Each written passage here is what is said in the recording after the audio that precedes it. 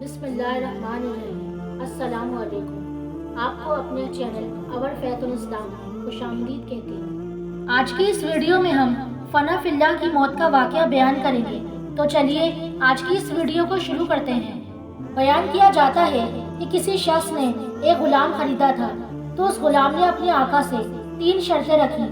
पहली शर्त ये रखी कि जब नमाज का वक्त आए तो आप मुझे न रोकेंगे। दूसरी ये रखी कि आप मुझसे सिर्फ 3 दिन में खिदमत ले सकेंगे, मगर रात को मुझ पर यह पाबंदी न होगी। फिर तीसरी शर्त ये रखी कि मेरे रहने के लिए कोई ऐसा कमरा इनायत फरमाएंगे जो मेरा पसंदीदा हो और दूसरे शख्स को उसमें आने की इजाज़त ना होगी।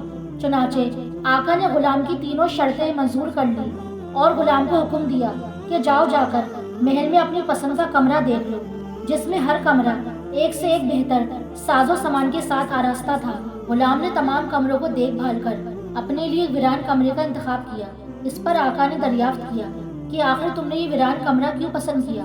कमरे तो और भी बहुत सारे हैं। अपने आका की ये बात सुनकर गुलाम ने जवाब दिया कि मेरे आका, शायद आपको मालूम नहीं कि वीरान जगह अल्लाह ताला के जिक्र से आबाद हो जाती है। इसके बाद उस गुलाम ने इसी वीरान कमरे में रात को रहना शुरू कर दिया और ये बात पहले ही तय की थी कि रात को गुलाम आज़ाद रहेगा।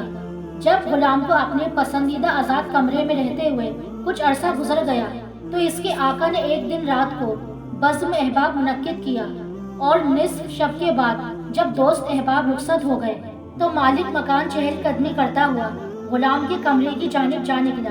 क्या देखता है कि एक नूरानी कंदील ने ऊपर से आकर कमरे की खाली छत को घेर रखा है और गुलाम सजदे में पड़ा हुआ अपने रब से दुआ और मनाजात में मसरूफ है कि ए मेरे परवरदिगार, दिन को तूने मेरे आका की खिदमत मेरे ज़िम्मे वाजिब कर दी। अगर ये खिदमत मेरे ज़िम्मे ना होती तो मैं रात दिन तेरी इबादत में मशगूल रहता, लिहाजा तू मेरा अज़र कबूल फरमा ले। इसका मालिक ताज्जुब के साथ सुबह सादिक तक इस अजीब मंजर को देखता रहा। चुनाचे सुबह होते ही वो नूरानी कंदील आसमान पर चली गई और छत बंद हो गई। मालिक ने अपनी बीवी से इसका तस्करा किया और दूसरे रोज वो मालिक और इसकी बीवी दोनों इस मंजर को देखने गए, तो इस शब में भी बिल्कुल वही मंजर देखा जो पहली शब में मालिक देख चुका था।